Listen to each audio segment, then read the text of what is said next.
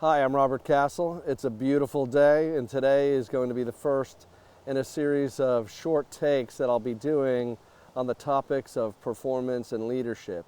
If you have a suggestion for a topic that you'd like to hear me cover in the future, just drop me a line, and I'd be happy to consider doing a short take on it sometime in the future.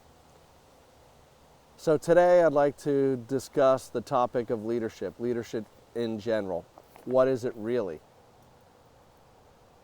Well, in my mind, leadership is the ability to influence and inspire yourself or others to accomplish meaningful results that last.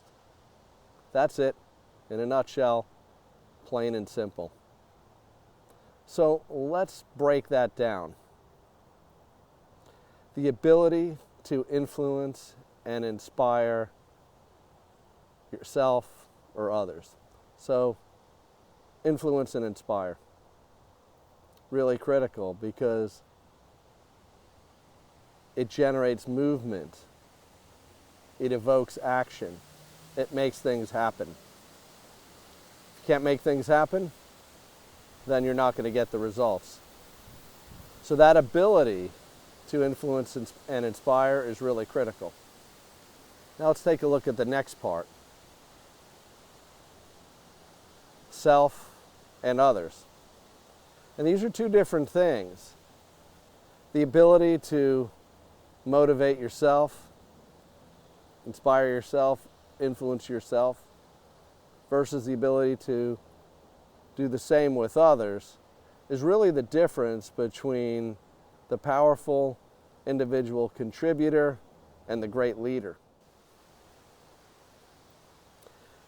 Now let's take a look at the second part, meaningful results that last.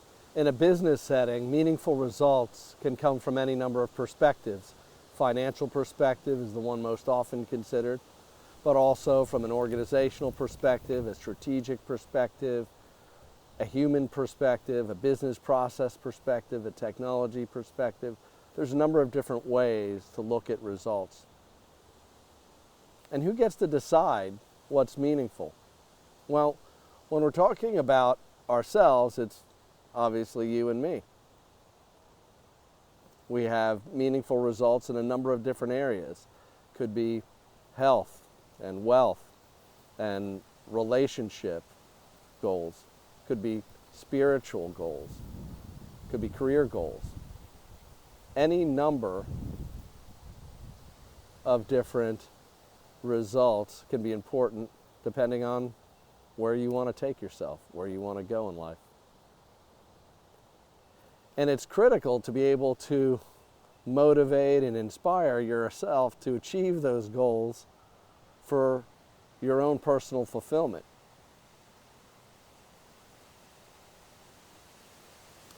And there have been a number of studies done that have shown that individuals, and the famous one, right, is the Stanford marshmallow study, where they basically demonstrated that the kids that were able to withhold the immediate pleasure of consuming the marshmallows tended to do better in life over the long term because they were able to forego immediate gratification in the search for something deeper and better. Now, when it comes to team or organizational leadership, who gets to decide? Well, there's the temptation for the leader to unilaterally decide the meaning, goals, and objectives for the group. And they certainly have the responsibility, the accountability, and the authority to do so if that's what they want to do. However, if the leader can create a shared meaning, a shared purpose, shared goals and objectives, they'll find that collaborative approach to be extremely valuable. Yeah, it's not going to be as fast. It's going to require a lot more communication, and it's going to require a lot more coordination. But at the end of the day, if you create the shared meaning, the shared buy-in, the shared alignment, then it's actually going to be easier for the leader in the long term, because everybody will be on the same page and swimming in the same direction. So it's really important for leaders to consider investing the time to create that shared vision that their whole team buys into. When it comes to creating that shared vision and that shared meaning, there are a number of tools that leaders can use to accomplish that objective, that create that shared buy-in.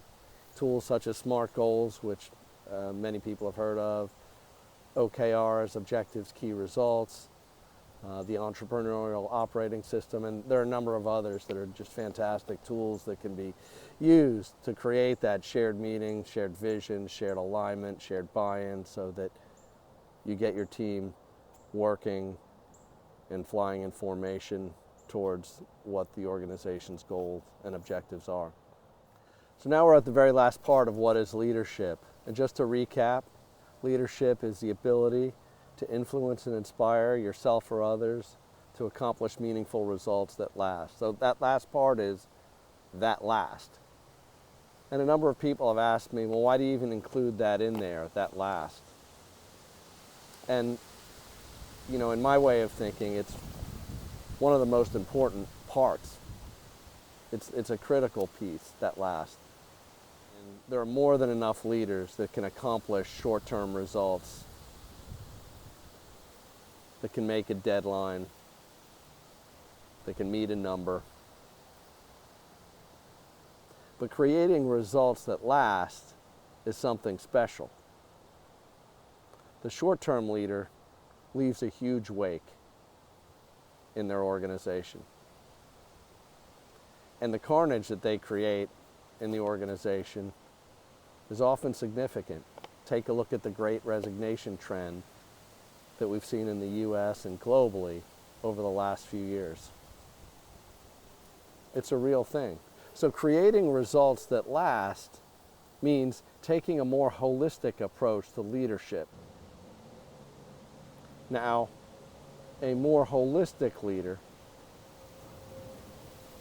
will focus not just on the short-term results, but will create results that can be sustained over, at a minimum, the medium term, but preferably the long term. So that's my short take on leadership. I hope it helps. I hope you enjoyed it. Thank you for listening. And if you find this material interesting, please subscribe. Thank you. Bye-bye.